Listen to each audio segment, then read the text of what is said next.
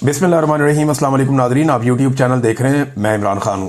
फिर भी इमरान खान साहब का मुकाबला नहीं कर पाए, उनसे कई गुना पीछे हैं, बहुत पीछे हैं अभी। अब नादरीन, इमरान खान साहब ने एक स्टेटमेंट भी दिया। उनका स्टेटमेंट इंपॉर्टेंट है, जरा मैं आपको पढ़ के सुनाता हूं जो अहम चीजें उसकी। एक तो तोशाखाना केस के बारे में उन्होंने बात की कि बहुत तेजी से आगे बढ़ाया जा रहा है, और साथ उन्होंने कहा जी कि ये इसलिए किया जा रहा है कि इनके ऊपर फौरी तौर पर इनको सजा दी जाए, इमरान खान साहब को। दूसरा, झूठा मुकदमा साइफर केस, पाकिस्तान की तारीख का महंगा तरीन केस, और कौमी खजाने से अवाम के करोड़ों रुपए उसमें खर्च किए गए। हाई कोर्ट में जाके केस उड़ गया था। अल कादर यूनिवर्सिटी वाला केस बनाया गया, अब इसकी भी टके की औकात नहीं है। इमरान खान साहब ने बताया कि जनाब 10 माह गुजरने के बाद 16 अक्टूबर को इसकी समाअत मुकर्रर की गई है। तोशाखाना 2 में जज अर्जुमंद की जल्दबाजी का मकसद भी यही है कि पहले तोशाखाना 2 में सजा हो जाए और बाद में जनाब हाई कोर्ट से इमरान खान साहब फारिग हो जाए। कानून तोशाखाना से गाड़ियां घर में नहीं ले जाई जा सकती, मगर नवाज शरीफ ने खिलाफे कानून तोशाखाना से बुलेट प्रूफ मर्सिडीज निकलवाई। आसिफ जरदारी ने तोशाखाना से नाजायज तौर पर 3 गाड़ियां निकलवाई, और मरियम नवाज ने तोशाखाना से गाड़ी निकलवाने के बाद उसे टैक्स रिटर्न में दिखाया और ना कहीं डिक्लेयर किया। यह सब रिकॉर्ड का हिस्सा है। इन तीनों केसेस के नाकाबिले तरदीद सबूत मौजूद हैं, मगर इन तीनों के बजाय केसेस बना दिए, एक को सदर बना दिया, एक के भाई को वज़ीर आज़म बना दिया और एक को वज़ीर आला बना दिया। ये नाज़रीन पाकिस्तान में चल रहा है। जुल्फी बुखारी के बारे में इमरान खान साहब ने कहा क्योंकि अल कादर ट्रस्ट केस में वो झूठी गवाही से इनकार कर रहा है, तो उसका जनाब जायदाद उसकी नीलाम कर दी गई है। यह सियासी इंतकाम की बदतरीन मिसाल है। लाकानूनियत आसिम लॉ है। इस वक्त मुल्क में आसिम लॉ फैसलों की बुनियाद है कि इसके हक में या खिलाफ किए गए तो आपके साथ क्या सलूक रवा रखा जाएगा। यानी आसिम मुनीर के साथ है तो आपके साथ क्या होगा, आसिम मुनीर के हक में तो आपके साथ क्या होगा।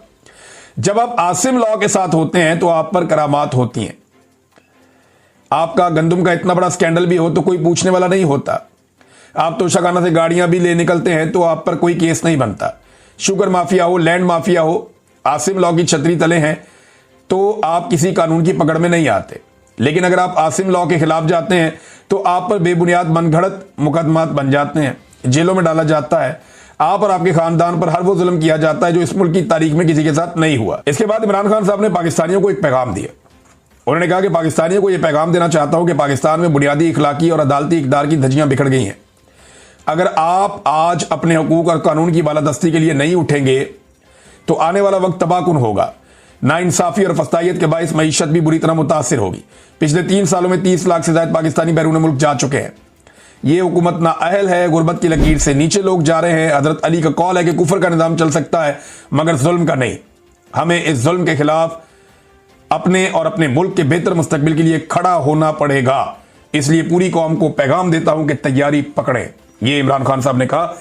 वो ये कहते हैं जी, कॉमनवेल्थ की 8 फरवरी के इलेक्शन पर जो रिपोर्ट लीक हुई है उसने भी इंतखाबी धांधली का पोल खोल दिया कि कैसे बेशर्मी और डिटाई से हमारा मैंडेट चोरी किया गया। कॉमनवेल्थ के मुताबिक ये रिपोर्ट पहले ही सरकारी सतह पर हुकूमत पाकिस्तान को दे दी गई थी, मगर यहाँ सिकंदर सुल्तान राजा जैसे बेज़मीर लोग हैं जिन्होंने इंतखाबी चोरी की सहूलतकारी समेत उस पर पर्दा डालने में भी भरपूर किरदार अदा किया। पाकिस्तान में वोट चोरी का कानून सख्त है और ऐसा करने पर आर्टिकल 6 का नफाज होता है। याद रखें, गद्दारी का मुकदमा है ये, और गद्दारी की सज़ा पाकिस्तान के अंदर फिर वो आप जानते हैं, ये हाई ट्रिजन केस है, बड़ा केस है, आर्टिकल 6। लेकिन मुल्क में इस वक्त आसिम लॉ के सिवा सब कानून ख़त्म हो चुके हैं। यहाँ पर लियाकत चट्टा जैसे लोग काबिल तहसीन हैं जिन्होंने अपने ओहदे पर ज़मीर की आवाज़ को तरजीह दी। इस चोरी के बाद अवाम का कत्लेआम किया गया और 26वीं आईनी तरमीम की गई। इस तरमीम के खिलाफ भी जिन जजेस ने आवाज़ बुलंद की वो तारीफ़ के काबिल हैं। धांधली पर कायम हुकूमत को कानूनी तौर पर कबूल करने का वक्त अब ख़त्म हो चुका है। इसीलिए सेनेट और पार्लिमानी कमेटियों से इस्तीफ़े दे दिए गए हैं। अपने अरकान पार्लियामेंट को पैगाम देना चाहता हूं कि मुल्क में नाफिज आसिम लॉ से बिल्कुल ना घबराएं, ना ही जेल से घबराएं। एक फर्द वाहिद अपने इक़्तिदार की हवस को पूरा करने की खातिर आपको दबाना चाहता है। आप जितना इनसे डरेंगे ये उतना ही आपको दबाएंगे। आप हक पर हैं और हक और सच इंसान को बहादुर बनाता है और हक की ही फतह होती है।